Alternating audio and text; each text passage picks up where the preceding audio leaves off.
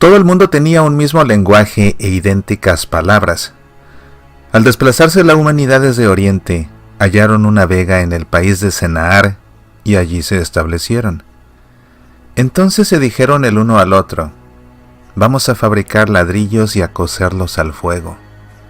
Así el ladrillo les servía de piedra y el betún de argamasa. Después dijeron: vamos a edificarnos una ciudad y una torre con la cúspide en el cielo, y hagámonos famosos por si nos desperdigamos por toda la faz de la tierra.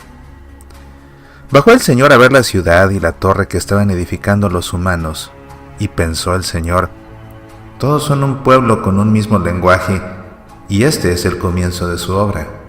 Ahora nada de cuanto se propongan les será imposible. Bajemos pues, y una vez allí, confundamos su lenguaje, de modo que no se entiendan entre sí.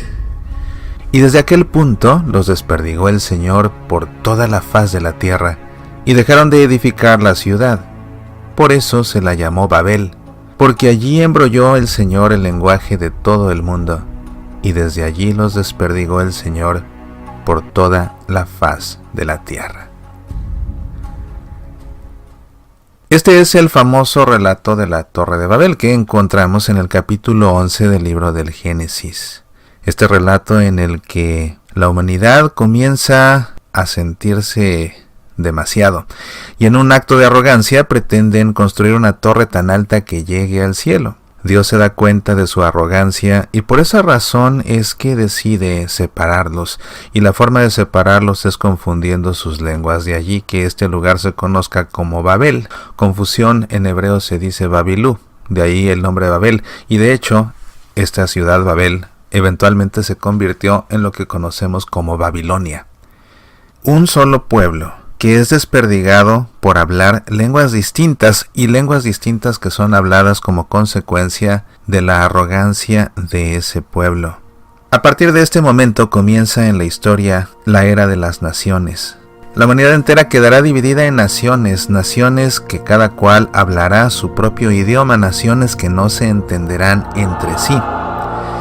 Esta separación de las naciones comenzará a reunificarse hasta Pentecostés, cuando los apóstoles iluminados por el Espíritu Santo comiencen a hablar lenguas distintas para así comunicar un mismo mensaje, un mensaje que una y hermane a la humanidad, el mensaje del Evangelio.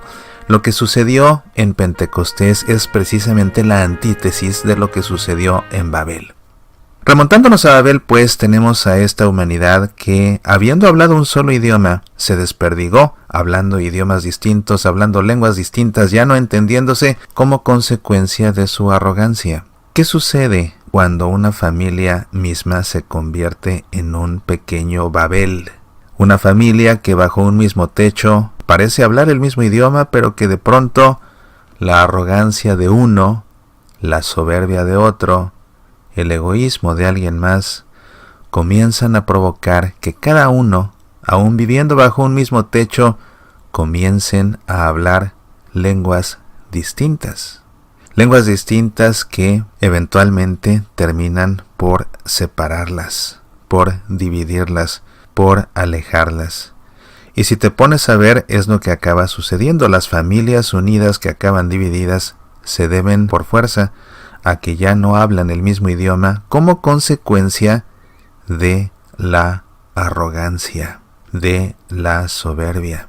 En la historia del plan de Dios, lo que reunifica a estas naciones es un solo mensaje, el mensaje de la verdad y el mensaje de amor que es el Evangelio. Te decía que lo que sucede en Pentecostés, cuando los apóstoles comienzan a hablar lenguas distintas, en cada una de esas lenguas comunican el mismo mensaje, que es el mensaje del Evangelio. Y a través de ese mensaje del Evangelio, que es un mensaje de amor, de un amor que procede de Dios, es que los hombres pueden volver a unirse poco a poco, hasta que todos quedemos congregados en un solo rebaño sobre el cual reinará Cristo Jesús.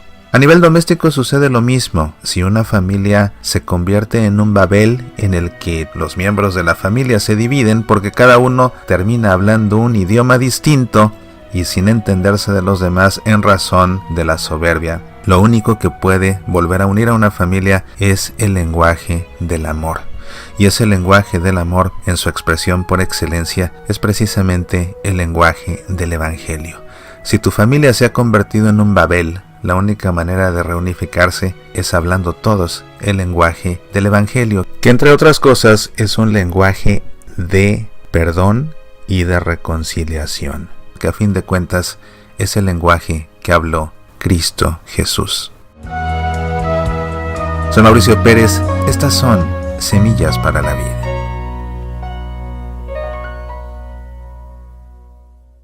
Jesús nos pide perdonar hasta 70 veces 7. Sin embargo, qué difícil es perdonar.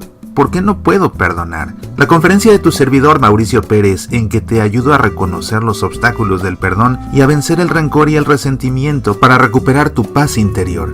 ¿Por qué no puedo perdonar?